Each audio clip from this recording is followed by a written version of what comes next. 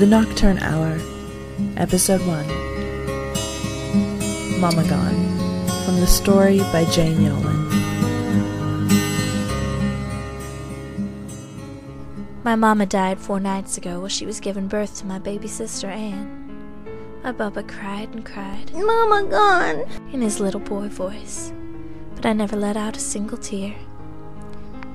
There was blood red as any sunset all over the bed from that birthing, and when Papa saw it, he rubbed his head against the cabin wall over and over and made little animal sounds. Aunt Sukey washed Mama down and placed the baby on her chest for a moment. "Remember," she whispered. "Mama gone." Bubba wailed again, but I never cried. By all rights, we should have buried her with garlic in her mouth and her hands and feet cut off, what with her being vampire-kin and all. But Papa absolutely refused. "Your mama couldn't stand garlic," he said when the sounds had stopped rushing out of his mouth and his eyes had cleared. "It made her come all over with rashes. She had the sweetest mouth and hands." And that was that. Not a one of us could make him change his mind, not even Granddad Stokes or Pop Wilbur or any of the other men who came to pay the respects. And as Papa is a preacher and a brimstone man, they let it be. The onlyest thing he would allow was for us to tie red ribbons round her ankles and wrists, a kind of sign like a line of blood. Everybody hoped that they would do, but on the next day she rose from the grave and commenced to prey upon the good folk of Taunton. Of course she came to our house first, that being the dearest place she knew. I saw her outside my window, gray as a gravestone, her dark eyes like holes in a shroud. When she stared in, she didn't know me, though I had always been her favorite. "Mama be gone," I said, and I waved my little cross at her, the one thing she had given me the very day I'd been born. "A font!" The old Bible word sat heavy in my mouth. She put her hand up on the window frame, and I watched as her gray fingers turned splotchy pink from all the garlic I had rubbed into the wood. Black tears dropped from her eyes then, but I never cried. She tried each window in turn, not a person awake in the house but me. But I had done my work well, and the garlic held out. She even tried the door, but it was no use. By the time she left, I was so sleepy I dropped right down by the door. Papa found me there at cockcrow. He never did ask what I was doing, and if he guessed, he never said. The next day, Joshua Greennose was found dead in his bed. The doctor took 2 days to come over the mountains to pronounce it. By then, the garlic around his bed to keep him from walking too had mixed with the death smells. Everybody knew, even the doctor, and him a city man. It hurt Joshua's family sore to do the cutting, but it had to be done. The men came to our house that very noon to talk about what had to be. Papa kept shaking his head all through their talking, but even his being a preacher didn't stop them. Once a vampire walks these mountain hollers, there's nary a house nor barn that's safe. Nighttime is lost, and no one can afford to lose much stock. So they made their sharp sticks out of green wood, the curling shavings littering our cabin floor. Bubba played with them, not understanding. Sukey was busy with the baby, nursing it with a bottle. It was my job to sweep up the wood curls. They felt slick on one side, bumpy on the other, like my heart, Papa said.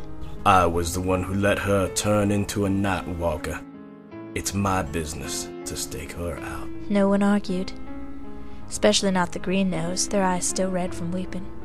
"Just take my children, and if something goes wrong, cut off my hands and my feet, and bury me at Mill's Cross under the stone. There's garlic hanging in the pantry. Mandy Jane will string me some." So Sukey took the baby and Bubba off to the Greennose house, that seeming the right thing to do, and I stayed the rest of the afternoon with Papa, stringing garlic and pressing more into the windows, but the strand round the door he took down. "I have to let her in somewhere, and this is where I'll make my stand." He touched me on the cheek, first time ever. Papa never has been much for show. "Now you run along to the Greenloves, Mandy Jane, and remember how much your mama loved you. This isn't her, child. Mama's gone. Something else has come to take her place.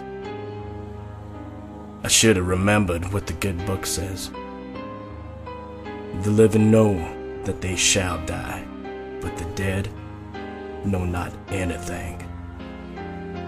I wanted to ask him how the vampire knew to come to our house first then. But I was silent, for Papa had been asleep and hadn't seen her. I left without giving him a daughter's kiss, for his mind was well set on the night's doing, but I didn't go down the lane to the Green Nose at all. Wearing my triple strand of garlic, with my cross about my neck, I went to the burying ground, to Mama's grave. It looked so raw against the green hillside. The dirt was red clay, but all it looked like to me was blood.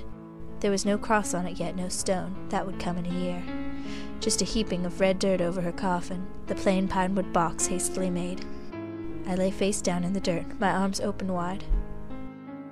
"Oh, Mama," I said, "the good book says you're not dead but sleepeth. Sleep quietly, Mama. Sleep well." And I sang to her the lullaby that she had always sung to me, then to Bubba, and would have sung to baby Ann had she lived to hold her. Blacks and bays, dapples and grays, all the pretty little horses. As I sang, I remembered Papa thundering at a prayer meeting once. "Behold a pale horse, and the name that sat on him was Death." The rest of the song stuck in my throat then, so I turned over on the grave and stared up at the setting sun. It had been a long, wearying day, and I fell asleep right there in the burying ground.